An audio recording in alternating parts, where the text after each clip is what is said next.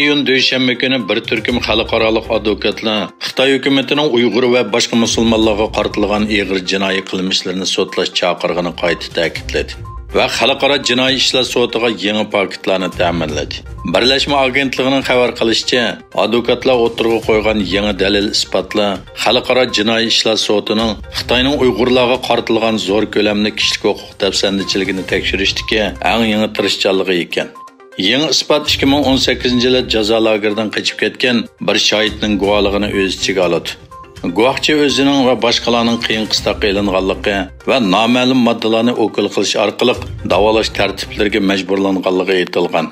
Amerika hukumati va bir qism Yevropa davlatlaridagi parlamentlar Xitoy hukumatini Sharq Turkistonda irqiy qirg'inchilik qilish bilan ayblagan edi.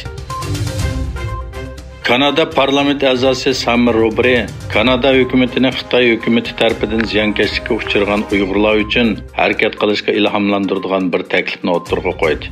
Kanada Yer shari va pochta gazetining xabariga qaraganda, Kanada parlament a'zosi Sam Robre Kanada hukumatini Xitoy hukumati tomonidan ziyonkashlikka uchragan Uyg'urlar uchun harakat qo'llanishga ilhomlantiradigan bir taklifni o'tirg'a qo'ydi.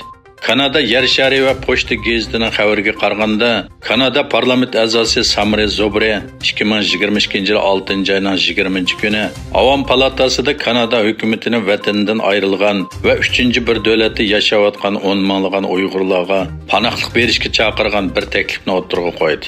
Egilishicha, bu taklif kuzda muzokara qilinadi va bilat tashlanadi. Yaqinqi bir necha yildan beri G'arb ellaridagi ko'plagan universitetlar Konzi institutini Xitoyning tashviqot quroli deb taqashga boshlagan bo'lib, oldingi kunlarda Finlandiyaning Helsinki universitetida Konzi instituti bilan bo'lgan hamkorlikni oxirlashtirdi. Germaniya ovozining bu vaqtdagi xabarda bildirishicha, Helsinki universitetining muavin mudiri Xitoy rejimining Konzi instituti to'rini, ya'ni davomlashtirishni xohlaydiganligini, bu vaqtda maktab doiralari bilan aloqalashganligini, ammo o'zlarining bu turdagi hamkorligini davomlashtirmaydiganligini aytgan. Onundan boshqa Germaniyaning muavin ministri Benita Stark Watsingizmo bu vaqtda to'xtalib, Xitoy bilan yiroq orliq saqlash kerakligini, bo'libmi ilm sohasida texnik shunday qilish kerakligini ta'kidlagan. Qatar hukumati Amerika energiya shirkati ConocoPhillips bilan davlatning sharq-shimoldagi tabiiy gaz maydonini kengaytirish to'g'risida kelishim imzolanganligini e'lon qildi. Xitoy Davlat Mudofaa Ministrligining bayonotida o'tir musofirlik ballistik boshqariladigan bombani sinab qilishning muvaffaqiyatli kelib berilganligi ko'rsatildi. Bayonotda boshqariladigan bomba sinoqining mudofaa maqsadida ekanligi va hech qanday davlatni nishonlamaganligi bayon qilindi.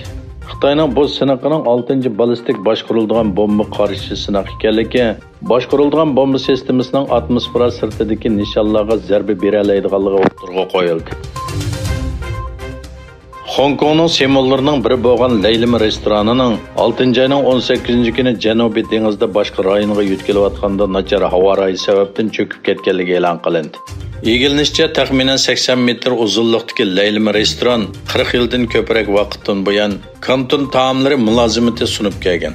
Ayol podshoh Elizabet II va Tom Cruise qatorliq dongli ismlar uning xaridori bo'lgan.